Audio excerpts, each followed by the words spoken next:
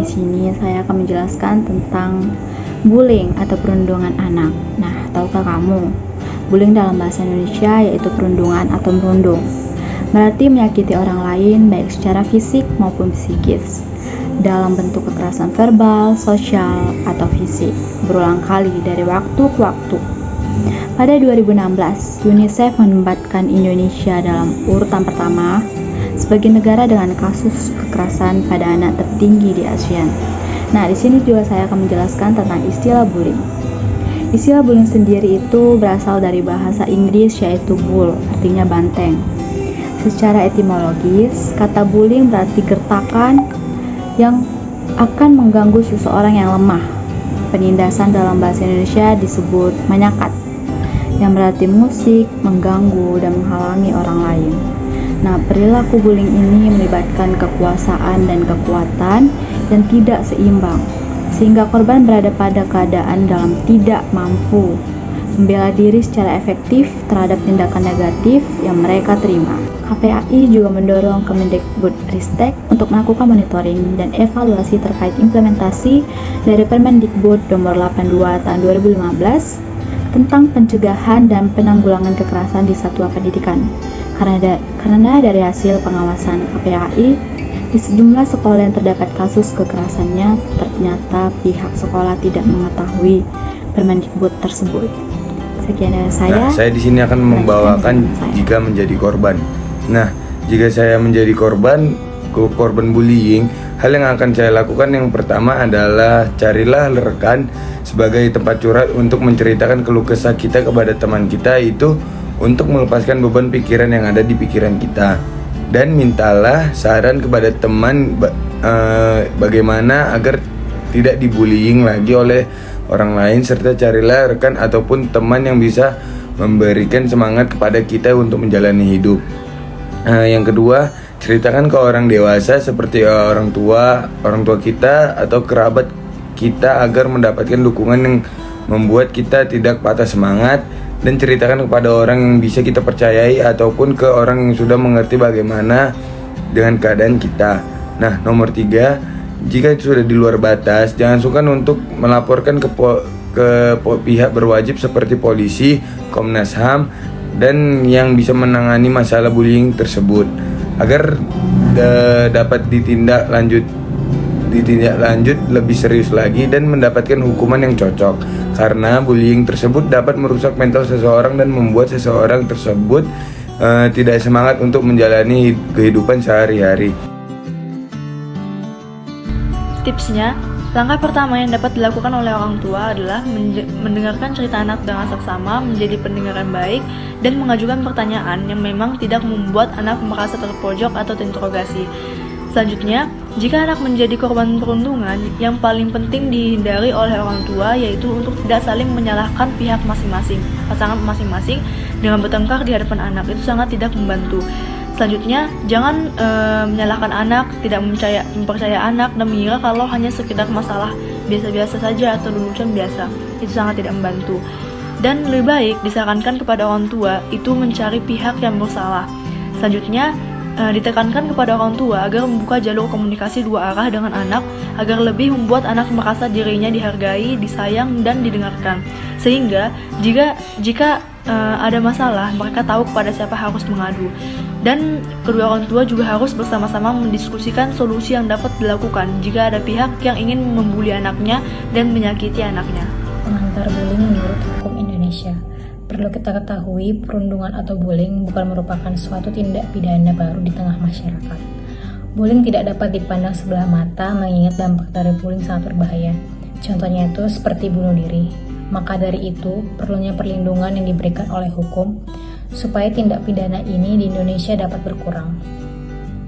Peraturan perundang-undangan di Indonesia yang mengatur melindungi korban tindak pidana bullying ini adalah Pasal 76C Undang-Undang Nomor 35 Tahun 2014 tentang perubahan atas Undang-Undang Nomor 23 Tahun 2002 tentang perlindungan anak. Sedangkan perlindungan untuk pelaku dengan mengedepankan diversi dalam penyelesaian tindak pidana bully dan mengesampingkan sanksi pidana.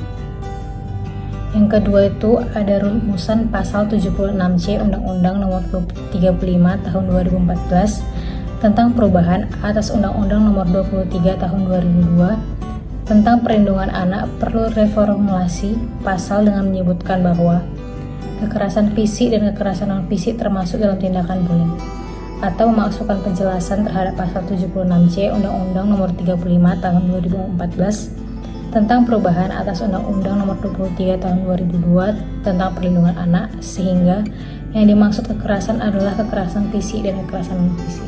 Sekarang mari kita masuk ke dasar hukum yang mengatur bullying atau perundungan. Bullying secara umum dapat dijerat hukum sebagaimana diatur pada pasal 80 Undang-Undang Nomor 35 Tahun 2014 ayat 1 tentang perlindungan anak. Undang-undang ini mengatur anak mendapat hak, perlindungan, dan keadilan atas apa yang menimpa mereka. Undang-undang perlindungan ini juga mengatur tentang ancaman hukuman bagi siapapun yang melakukan kekerasan atau penganiayaan terhadap anak.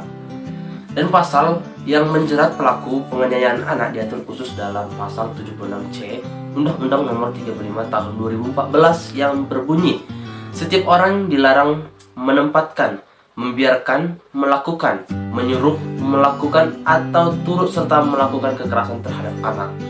Setiap orang yang melanggar ketentuan sebagaimana dimaksud dalam pasal 76C dipidana dengan pidana penjara paling lama 3 tahun 6 bulan dan atau denda paling banyak 72 juta.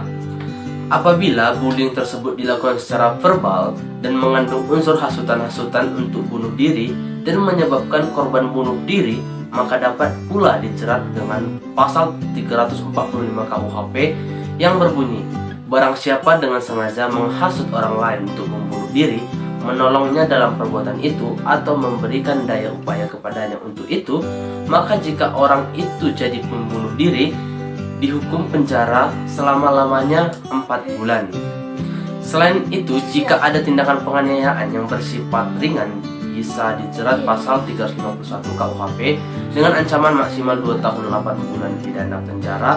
Lalu kalau bullying tersebut berbentuk pengeroyokan, dapat dikenai pasal 170 KUHP. Apabila tindakan perundungan dilakukan di tempat umum, mempermalukan harkat martabat seseorang, bisa juga dikenai pasal 310 dan 315 KUHP dengan ancamannya pidana penjara paling lama 9 bulan. Pelaku bullying juga bisa dijerat pasal 372 KUHP mengenai tindakan tidak menyenangkan. Kemudian apabila pelaku melakukan bullying berbau pelecehan seksual, dijerat pasal 289 KUHP dan pasal 282 KUHP. Ancamannya juga berat, 9 tahun kalau memang terbukti adanya pelecehan seksual. Di era digital semakin mudah diakses, bullying juga bisa terjadi di media sosial. Jika perlakuan yang dilakukan aksi bisa dikenai pasal 27 Undang-Undang Informasi dan Transaksi Elektronik atau ITE. Ada beberapa jenis bullying. Yang pertama, verbal bullying. Verbal bullying adalah jenis bullying yaitu berupa tindakan penghinaan atau pelecehan yang dilakukan secara verbal kepada orang lain. Biasanya berbentuk seperti menghina, memaki, ataupun memberikan julukan yang tidak baik kepada orang lain. Yang kedua, physical bullying. Physical bullying ini adalah jenis bullying yaitu berupa tindakan intimidasi yang dilakukan sebagai usaha untuk menguasai korban dengan kekuatan yang ia miliki.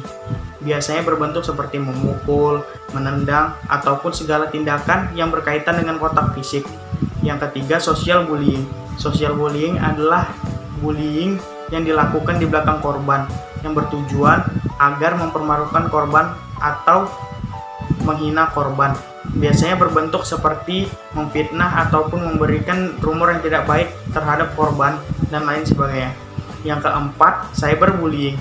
Cyberbullying adalah jenis bullying atau bentuk bullying yang dialami oleh seorang anak atau remaja yang dilakukan oleh teman seusianya di media sosial ataupun di internet.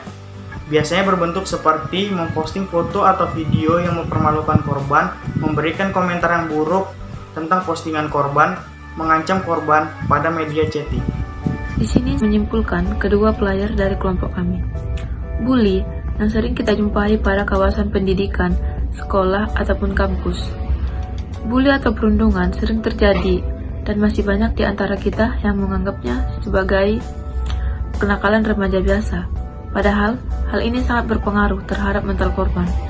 Tidak jarang, korban perundungan yang harus berakhir bunuh diri karena semangat hidupnya sudah lenyap. Oleh karena itu, persoalan perundungan harus dipandang sebagai persoalan serius yang ditangani bersama-sama dengan tegas dan bijaksana. Dan keterlibatan pihak berwajib sangat diperlukan dengan kasus ini. Sekian dari saya. Assalamualaikum warahmatullahi wabarakatuh.